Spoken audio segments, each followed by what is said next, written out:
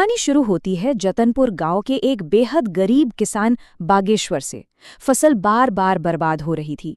अब अपने परिवार का पेट पालने और अपने बेटे नकुल की भूख मिटाने के लिए उन्हें एक लालची जमींदार से 10,000 रुपए का कर्ज लेना पड़ा, और वो भी कितने इंटरेस्ट पर?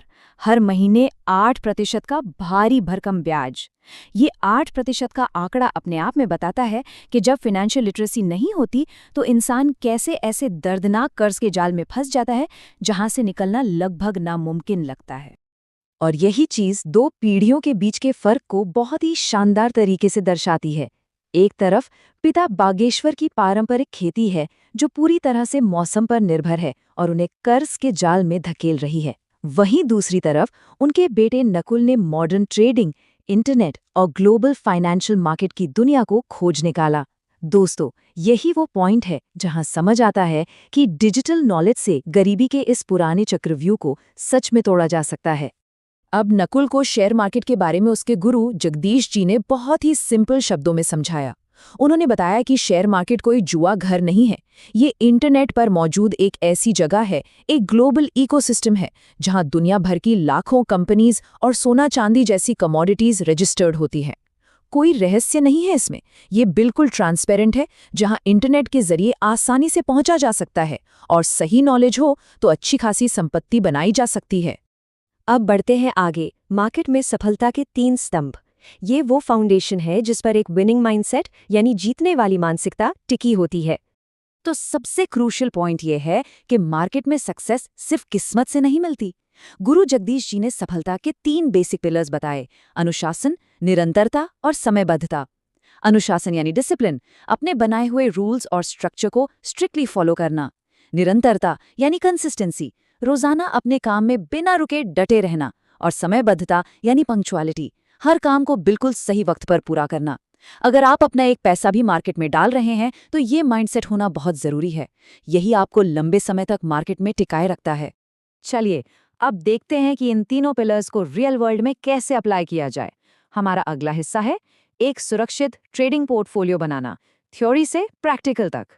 नकुल और उसके दोस्त सोमनाथ ने इन्हीं उसूलों को practical step by step guide में बदल दिया। जगदीश जी ने शुरुआत में उन्हें 2 लाख रुपए का एक डीमैट अकाउंट दिया था।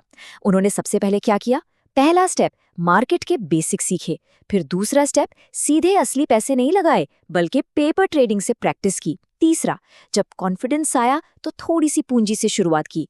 चौथा, बड़े लालच में पड़ने के बजाय छोटे छोटे प्रॉफिट बुक करने पर फोकस किया।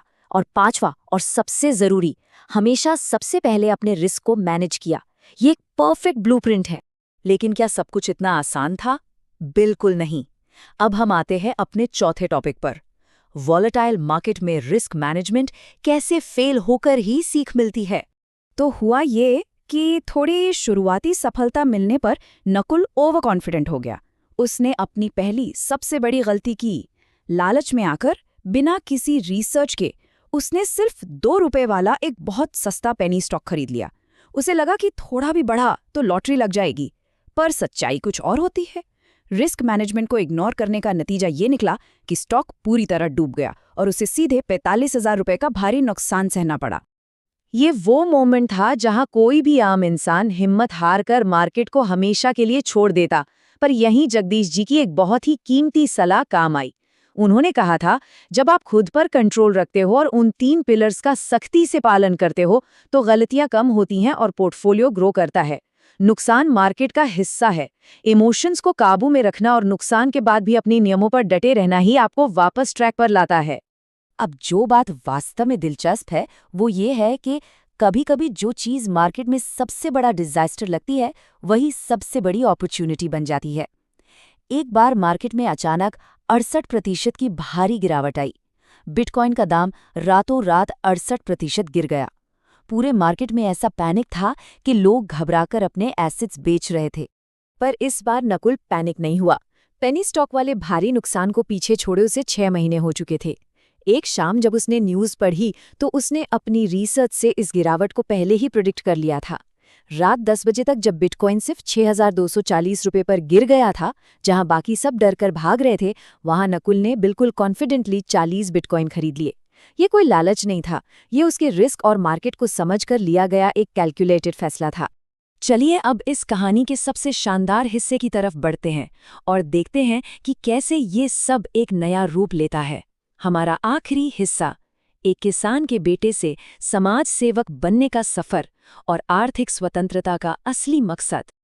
अब जरा इस आंकड़े पर गौर करिए, 1.4 करोड़ रुपए, है ना? बिल्कुल हैरान कर देने वाला। कुछ ही महीनों बाद बिटकॉइन का दाम रॉकेट की तरह उछला और 3.5 लाख रुपए तक पहुंच गया। नकुल का वो 40 बिटकॉइन का इन्वेस्टमेंट उसके लिए 1.4 करोड़ रुपए का मैसिव प्रॉफिट लेकर आया। उसके अनुशासन और उसके धैर्य ने उस गरीब किसान के बेटे को सच में करोड़पति बना दिया था। लेकिन ठहरिए, कहानी का असली हीरो वाला मोमेंट तो अब आता है। उसने इस अपार संपत्ति का किया क्या? नकुल ने सबसे पहले अपने पिता के सिर से वो पुराना 4,576 रुपए का कर्ज ब्याज समेत हमेशा के लिए उतार दिया। फिर समझदारी दिखाते हुए उसने 30 बिटकॉइन बेचे, अपने प्रॉफिट्स बुक किए और 10 आगे के लिए होल्ड कर लिए। पर जो सबसे बड़ा कदम था वो था अपनी गांव के इंफ्रास्ट्रक्चर के लिए कुछ करना।